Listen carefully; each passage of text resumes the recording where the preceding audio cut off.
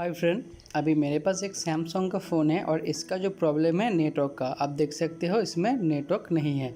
ठीक है, तो चलिए सर्चिंग करके देखते हैं कि इसका नेटवर्क जो है सर्चिंग के बाद वो कम्प्लीटली आता क्या नहीं आता। तो फ्रेंड, ज़्यादातर सैमसंग फ़ोन में आपको नेटवर्क प्रॉब्लम आपको हमेशा ही देखने को मिलेगा। ठीक है, तो इसका सलूशन क्या है मैं आपको डिटेल्स में दिखाता हूँ। यहाँ पे देखिए नेटवर्क फेल, तो सर्चिंग के बावजूद भी यहाँ पे नेटवर्क नहीं आ रहा है। ओके, तो चलिए अभी मैं इसको फटाफट से यहाँ पे ओपन कर लेता हूँ, उसके बाद आपको डिटेल्स में दिखाते हैं।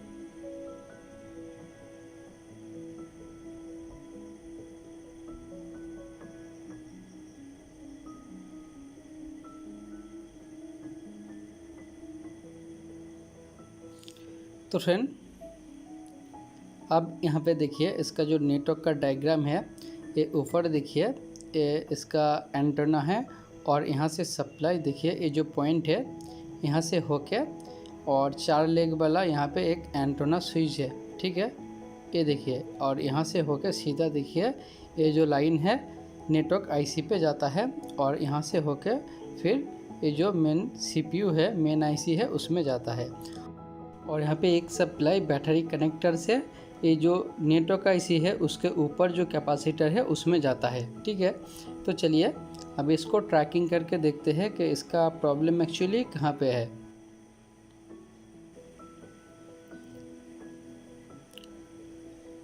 तो देखिए ये जो एंटेना है, एंटेना से लेके इसमें जो सप्लाई है बराबर है और यहाँ से लेके ये जो आईसी तक जो इसका सप्लाई है आप देख सकते हो ये भी बराबर है। ठीक है, तो फ्रेंड इसमें कोई भी दिक्कत नहीं है। तो इसमें मैं आपको एक चीज़ बताता हूँ, देखिए ज़्यादातर सैमसंग जो कीपैड मोबाइल है उसका जो नेटवर्क प्रॉब्लम है, ये यहाँ पे एक क्रिस्टल लगा हुआ रहता है जो कि मेन आईसी के ठीक बाजू में। तो मैं आपको यहाँ पे दिखाता हूँ, तो ये देखिए इसमें से ज़्यादातर प्रॉब्लम होता है। तो चलिए एक बार इसको रिमूव करके फिर इसको लगा के देखते हैं। तो आपके पास कोई भी अगर दूसरा क्रिस्टल है तो आप उसको यहाँ पे यूज़ कीजिए, अगर नहीं है तो इसको आप दोबारा से रीबॉलिंग करके फिर आप इसमें यूज़ कर सकते हो। ठीक है फ्रेंड, तो अब यहाँ पे देखिए जो क्रिस्टल का जो 4 पॉइंट है, तो यहाँ पे आपको इसको जो है थोड़ा सा रीबॉलिंग कर लेना है, यानी कि आपको थोड़ा यहाँ पे क्लीन करके और आपका जो सोल्डरिंग है इसको अच्छी तरह से यहाँ पे रीबॉलिंग करना है। ठीक है,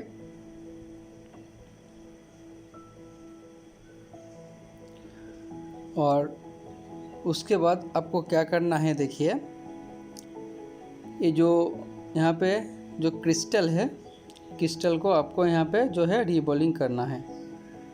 अगर आपके पास दूसरा है तो आप उसको यूज़ कीजिए, नहीं तो आप सेम वाला को आप इसमें यूज़ कर सकते हो। ओके,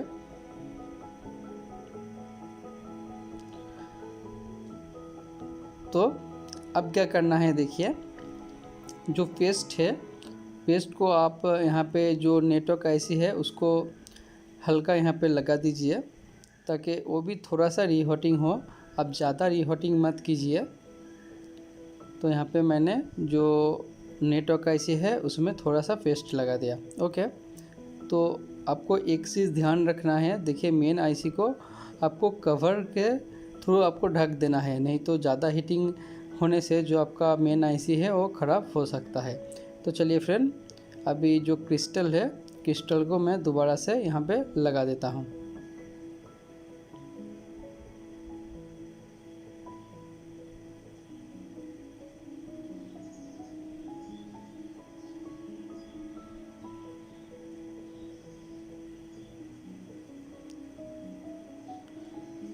तो यहाँ पे जो क्रिस्टल है इसको मैंने लगा दिया और अभी जो वुड है वो थोड़ा सा गर्म है, ठीक है। तो थोड़ा सा आपको यहाँ पे जो है वो ठंडा कर लेना है और क्रिस्टल देखिए दोबारा से यहाँ पे अच्छी तरह से बैठ गया। ओके, तो चलिए अभी सिम लगा के चेक करके यहाँ पे देखते हैं कि इसका जो प्रॉब्लम है ये प्रॉब्लम सॉल्व हुआ कि नहीं हुआ।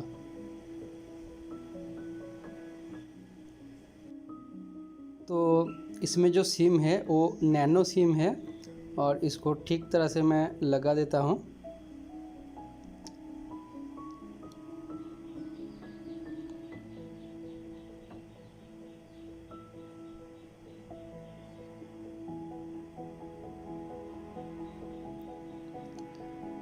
तो इसमें जो सिम है वो अच्छी तरह से लगा दिया मैंने। तो चलिए अभी चेक करके देखते हैं कि इसका जो प्रॉब्लम है वो सॉल्व हुआ कि नहीं हुआ।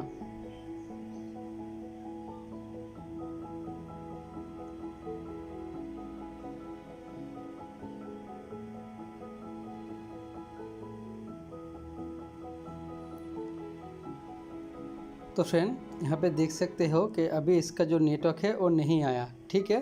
तो चलिए एक बार सर्चिंग करके देखते हैं कि इसका नेटवर्क इसमें आता क्या नहीं आता।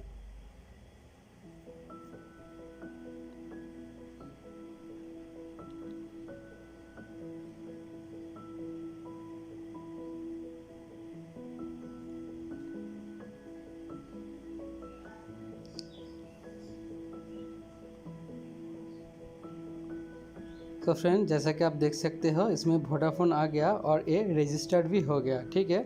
आप देखिए इसमें फुल नेटवर्क आ गया। ओके, तो चलिए अभी एक बार कॉल लगा के चेक करके देखते हैं। तो फ्रेंड इसका जो प्रॉब्लम है आप देख सकते हो वो सॉर्ट आउट हो गया।